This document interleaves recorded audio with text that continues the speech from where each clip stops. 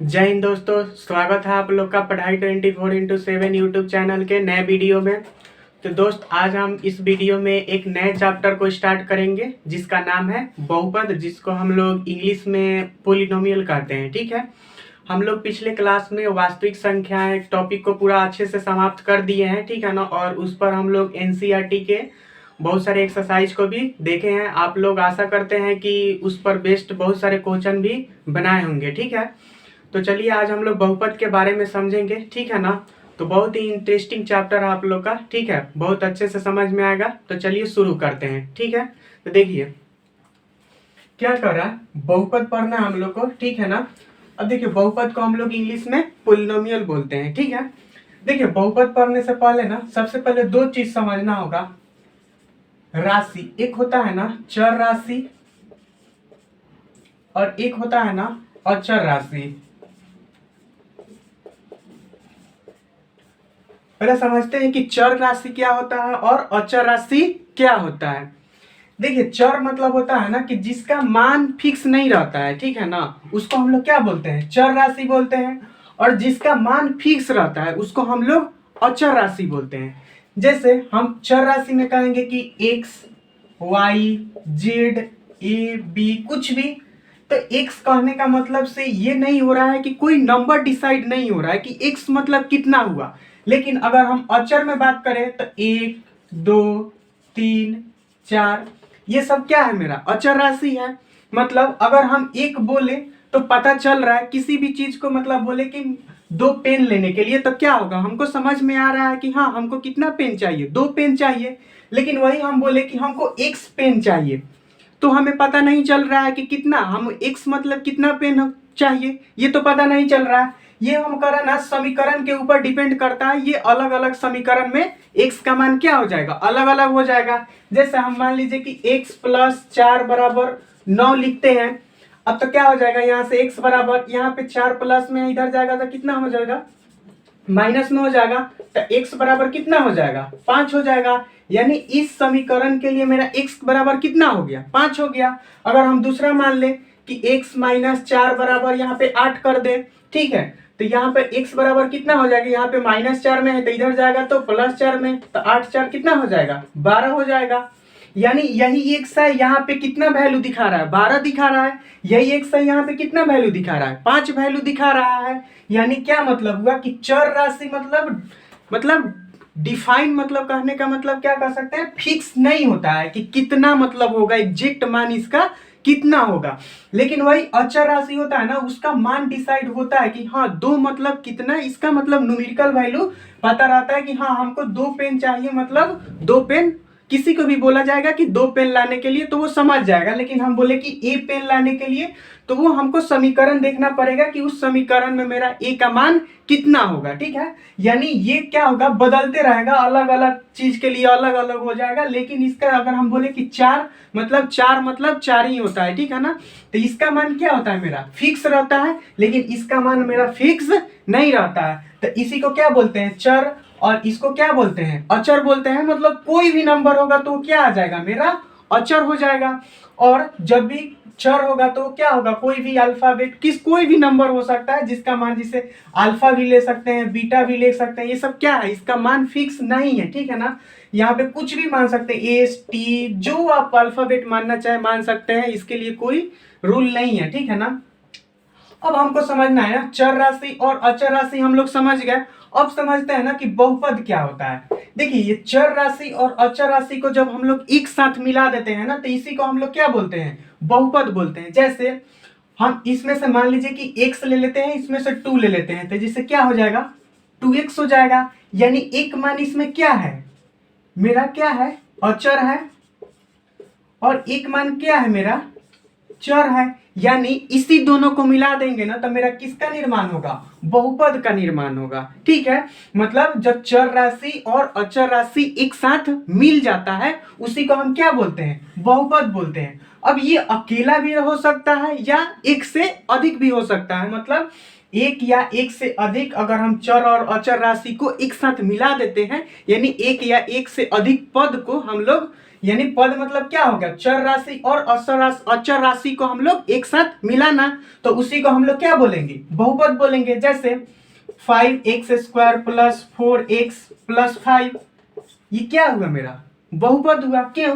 क्योंकि यहाँ पे क्या देख रहे हैं कि यहाँ पे 5 मेरा क्या है, अचर है, x² मेरा क्या है, चर राशि है, यहाँ पे क्या है 4, अचर हो जाएगा। फिर x मेरा क्या हो जाएगा, चर हो जाएगा।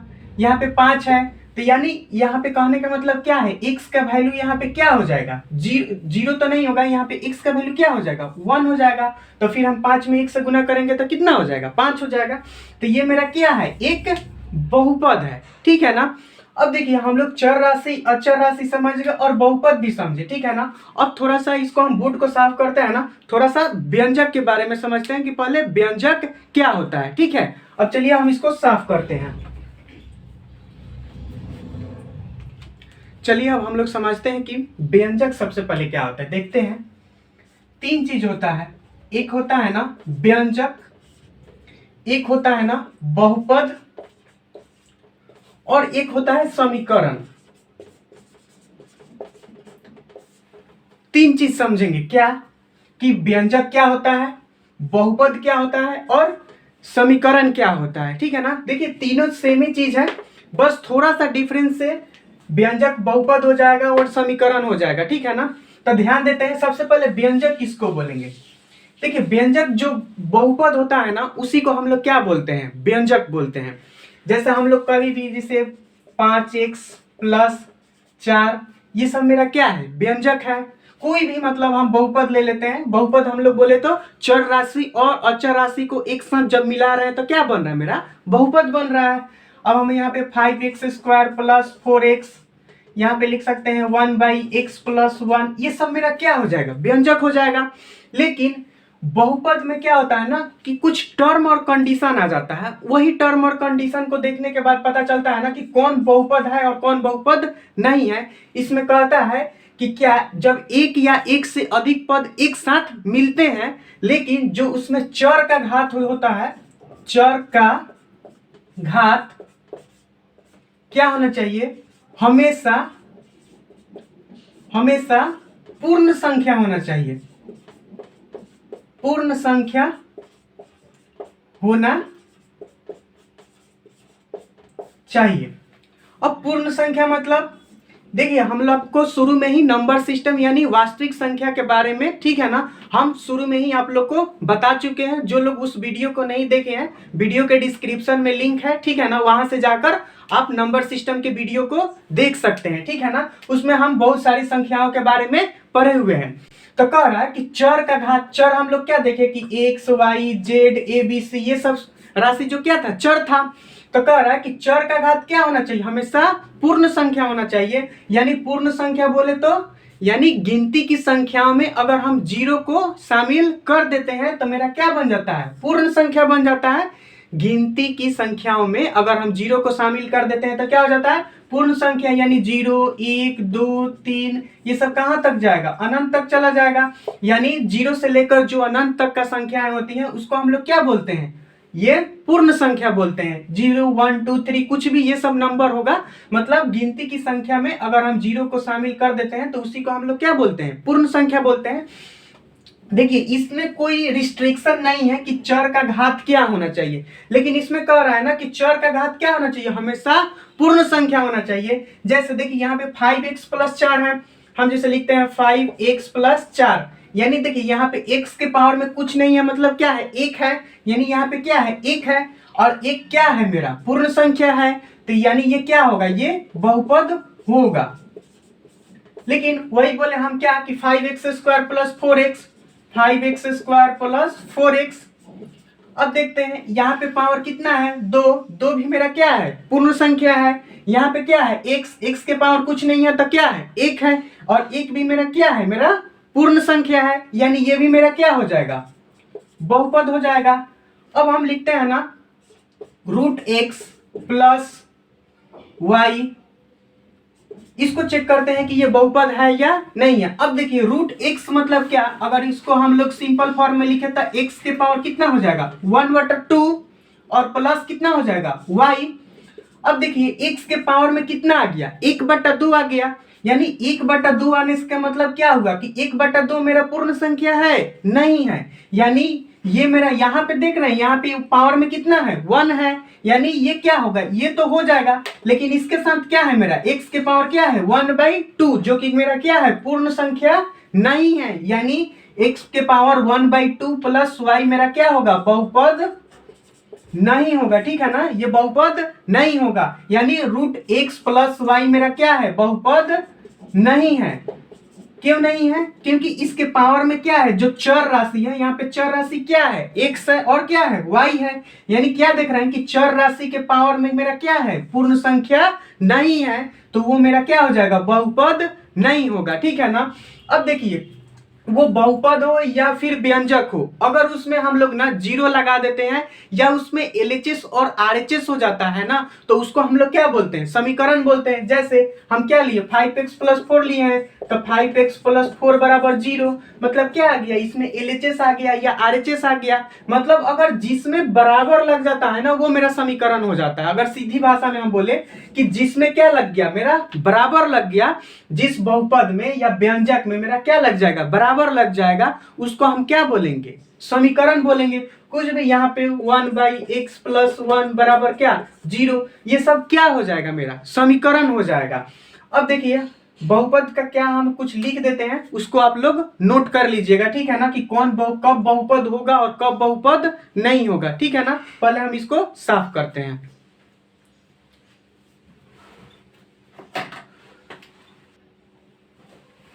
चलिए देखते हैं कौन सा बहुपद होगा और कौन सा बहुपद नहीं होगा। देखिए इसको नोट में आप लोग लिख लीजिएगा। कह रहा है सबसे पहले चर राशि का घात पूर्ण संख्या होना चाहिए, पूर्ण संख्या होना चाहिए, मतलब चर राशि का जो घात होगा वो मेरा क्या होगा पूर्ण संख्या होना चाहिए। ये बहुत ही इंपॉर्टेंट है, मतलब क्या कि पूर्ण संख्या घात होगा तभी वो क्या होगा मेरा बहुपद होगा। अगर हम इसको और विस्तृत रूप में लिखें ना तो क्या लिख सकते हैं चर राशि का घात क्या ऋणात्मक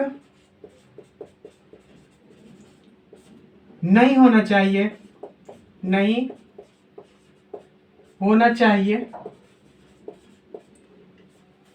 देखिए पूर्ण संख्या में क्या आता है 0 1 2 3, ये सब कहां तक जाता है अनंत तक चला जाता है, यानी अगर चर राशि के घात ये रहेगा ना तभी वो बहुपद हो सकता है, अन्यथा वो बहुपद नहीं होगा। तो इसको हम क्या और लिख सकते हैं कि चर राशि मतलब ऋणात्मक नहीं होना चाहिए, क्योंकि पूर्ण संख्या में कोई भी ऋणात्मक संख्या नहीं आता है। और क्या लिख सकते हैं चर राशि बटा में नहीं होना चाहिए, नहीं होना चाहिए। चर राशि बटा में नहीं होना चाहिए मतलब क्या कि जैसे यही चीज हुआ पहला वाला का रूप को ही हम लिखे हैं, जिसे 1/x है तो इसको क्या लिख सकते हैं x के पावर -1 लिखते हैं ना। आप लोग 8 9th में इसको पढ़े होंगे कि 1/x को हम लोग क्या लिखते हैं x के पावर में -1 लिखते हैं। तो यहाँ पे क्या आ गया -1 आ गया, और -1 मेरा क्या है पूर्ण संख्या नहीं है, यानी चर राशि के क्या होगा बटा में क्या होना चाहिए, यहाँ पे चर राशि बटा में नहीं होना चाहिए। अगर चर राशि बटा में आ जाता है तो वो बहुपद नहीं होगा। फिर क्या रह सकता है चर राशि रूट के अंदर नहीं होना चाहिए, नहीं होना चाहिए। अब देखिए यहाँ पे क्या बोला कि चर राशि मेरा क्या होना चाहिए रूट के अंदर नहीं होना चाहिए। जैसे हम लोग मान लीजिए कि रूट x लिखते हैं तो इसको क्या बोल सकते हैं x के पावर 1/2, और 1/2 क्या है मेरा पूर्ण संख्या नहीं है, तो पूर्ण संख्या नहीं है तो वो क्या होगा बहुपद नहीं होगा। अगर हम यहाँ पे लिख दे 3√x, इसको हम लोग क्या कर सकते हैं, x के पावर 1/3 लिख सकते हैं ना। देखिए इसको हम लोग घातांक में पढ़े भी होंगे कि यहाँ पे 3√x है, तो इसको हम लोग x के पावर 1/3 लिख सकते हैं। तो यहाँ पे जो 1/3 आया ना, वो मेरा क्या हुआ कि 1/3 मेरा क्या है, पूर्ण संख्या नहीं है। अगर वो पूर्ण संख्या नहीं है तो फिर मेरा क्या होगा, बहुपद नहीं होगा। तो सीधी से मतलब है, देखिए इसी को ना अगर हम विस्तृत रूप में लिखे तो ये सारी चीज को लिख सकते हैं, लेकिन ये सारी चीजों में अगर हम ये सिर्फ लाइन लिखते हैं ना, तो ये तीन चीज इसके अंदर ऑटोमेटिक आ जा रहा है कि चर राशि का घात मेरा क्या होना चाहिए, पूर्ण संख्या नहीं होना चाहिए। घात मतलब क्या, पावर जो होता है ना, जैसे यहाँ पे एक्स स्क्वायर है, तो एक्स स्क्वायर मतलब क्या है कि इसका घात कितना है, 2 है। एक्स क्यूब है तो इसका घात कितना है मेरा, मतलब जो पावर रहता है ना उसी को हम लोग क्या बोलते हैं, घात बोलते हैं। तो वही कह रहा है कि चर राशि मेरा क्या होना चाहिए, पूर्ण संख्या होना चाहिए। यानी चर राशि का घात ऋणात्मक नहीं होना चाहिए। ऋणात्मक हो जाएगा तो फिर वो पूर्ण संख्या नहीं होगा। चर राशि क्या होना चाहिए, बट्टा में नहीं होना चाहिए। जैसे 1/x+1, यहाँ पे चर राशि मेरा क्या आ गया, बट्टा में आ गया। तो बट्टा में आ गया तो फिर क्या होगा, ये पूर्ण, यहाँ पे इसका घात अगर इसको हम लोग सिंपलीफाइड में मतलब सरलतम रूप में इसको लिखेंगे तो फिर ये क्या होगा, इसका घात जो होगा ना वो पूर्ण संख्या नहीं होगा। फिर क्या करें, चर राशि रूट के अंदर नहीं होना चाहिए। मतलब ये तीन चीजें को ध्यान से देखेंगे, ठीक है ना। ऐसा आप लोग का क्वेश्चन ऑब्जेक्टिव में पूछता है कि निम्न में कौन बहुपद है, 4 ऑप्शन दिए रहता है, ठीक है ना। तो उसमें ध्यान देंगे कि क्या चर राशि का घात ऋणात्मक तो नहीं है, चर राशि बटा में तो नहीं है, या चर राशि रूट के अंदर है या नहीं, ठीक है ना। ये चीज हम लोग उसी में क्या करेंगे, ऑप्शन में देखेंगे, और जो इसमें आ जाएगा तो फिर वो क्या होगा, बहुपद मेरा नहीं होगा। और जो इसको क्या करेगा, फुलफिल करेगा कि उसका घात मेरा क्या होना चाहिए, पूर्ण संख्या होना चाहिए, तो वो मेरा क्या हो जाएगा, बहुपद हो जाएगा। अब देखिए जो बहुपद होता है ना, वो बहुपद क्या, व्यंजक जो होगा ना, बहुपद होगा वो व्यंजक हो सकता है, लेकिन व्यंजक जो होगा ना वो बहुपद हो भी सकता है, नहीं भी हो सकता है। यानी व्यंजक के साथ ना कोई रिस्ट्रिक्शन नहीं है, कुछ भी, मतलब 1/x+1 लिखे ये भी व्यंजक होगा, अंडर रूट x+1 बराबर x+1 लिखे तो ये भी मेरा क्या होगा, व्यंजक होगा, लेकिन ये बहुपद नहीं होगा, ठीक है ना। हम क्या लिख दें, 1/x+y+z, ये भी मेरा क्या है, व्यंजक है, लेकिन क्या यहाँ पे x जो आ गया वो क्या हो गया, मतलब चर राशि मेरा क्या आ गया, बटा में आ गया। यानी ये जो चर राशि बटा में आ गया तो मेरा क्या होगा, बहुपद नहीं होगा, लेकिन ये व्यंजक हो सकता है, ठीक है ना। मतलब जितना हम लोग ना चर और अचर को मिलाकर, जितनी हम राशियां, कहने का मतलब चर और अचर एक साथ मिलाकर जितना बहुपद हम लोग बना सकते हैं ना, वो सारा मेरा क्या होगा, व्यंजक होगा। लेकिन व्यंजक बहुपद होगा ये कोई जरूरी नहीं है, ठीक है ना। जैसे हम आप लोग को एग्जांपल में क्या दिए कि 1/x+1 क्या है, ये व्यंजक है, लेकिन क्या बहुपद नहीं है, क्योंकि यहाँ के चर राशि मेरा क्या आ गया, बटा में आ गया। जैसे और इसको हम थोड़ा साफ करते हैं,